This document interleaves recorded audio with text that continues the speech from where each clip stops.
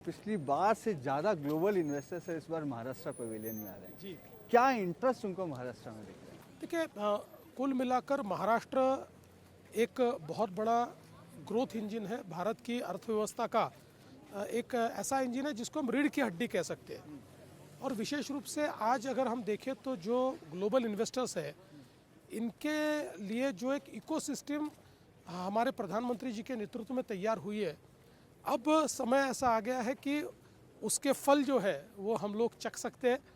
और हर स्टेट का ये फ़र्ज़ बनता है कि इस इकोसिस्टम को एक प्रकार से उसका फ़ायदा लेते हुए वो अपने अपने स्टेट्स में इन्वेस्टमेंट ज़्यादा से ज़्यादा लाए। तो वही प्रयास हम लोग कर रहे हैं महाराष्ट्र में। और जो बात आपने कही वो बिल्कुल सही है, पिछले समय से भी ज़्यादा हम लोगों को इन्वेस्टमेंट इस बार मिल रहा है।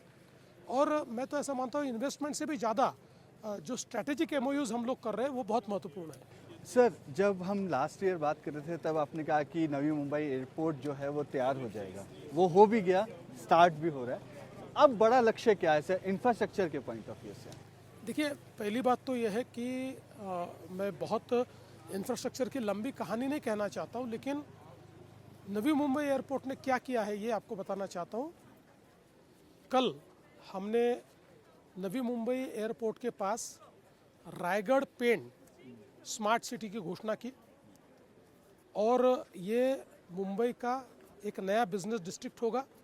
और कल ही 1 लाख करोड़ की इन्वेस्टमेंट्स वहाँ पर अलग अलग कंपनियों ने घोषित की, जिसमें यूएस कंपनी है, जिसमें सिंगापुर की कंपनी है, जिसमें दुबई की कंपनी है, जिसमें फिनलैंड की कंपनी है।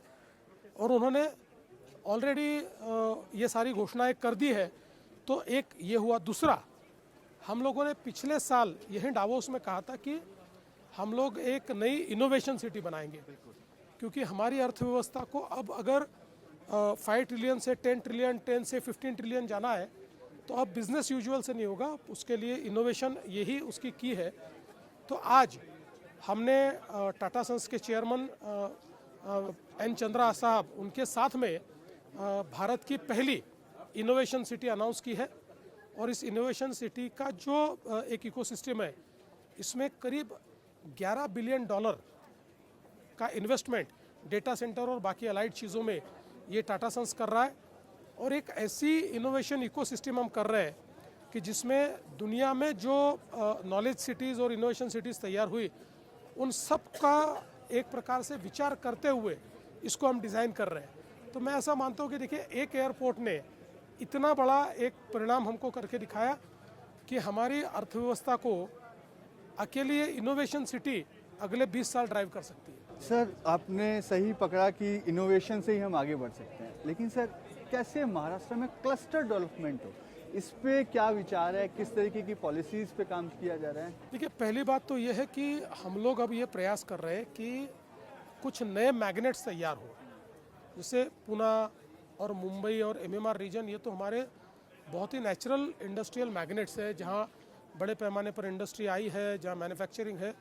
अब उसके साथ साथ हम लोगों ने छत्रपति संभाजीनगर, नागपुर, नासिक, नंदुरबार, पालघर, धुले, गढ़चिरौली, ऐसे कई नए मैग्नेट्स, इधर कोल्हापुर या इधर सांगली, ऐसे कई नए मैग्नेट्स तैयार करने का प्रयास हमने शुरू किया है।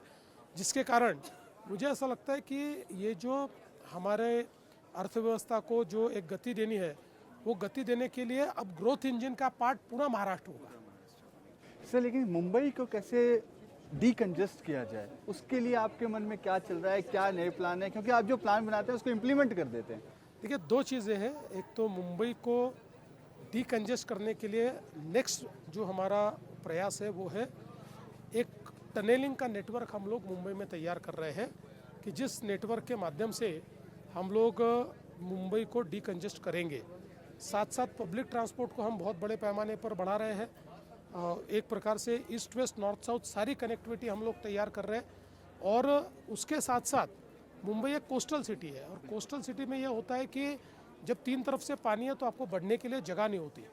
लेकिन हम लोगों ने एक प्रकार से जो अटल सेतु बनाया है, उस अटल सेतु ने मुंबई को हिंटरलैंड से जोड़ा है। और उसके कारण अब मुंबई के विस्तार के लिए एक बड़ी जगह भी तैयार हुई है। इससे भी मुंबई को हम डीकंजेस्ट करेंगे। और आज मुंबई के लिए हम लोगों ने एक और बहुत बड़ी घोषणा की है। आज टाटा के साथ में हम लोगों ने एक घोषणा की है सर्कुलर इकोनॉमी की। हम मुंबई की एयर क्वालिटी, मुंबई की वाटर क्वालिटी, मुंबई में ऑल टाइप ऑफ वेस्ट, इसको एक सर्कुलर इकोनॉमी में लाना चाहते हैं, उसको वेल्थ में कन्वर्ट करना चाहते हैं।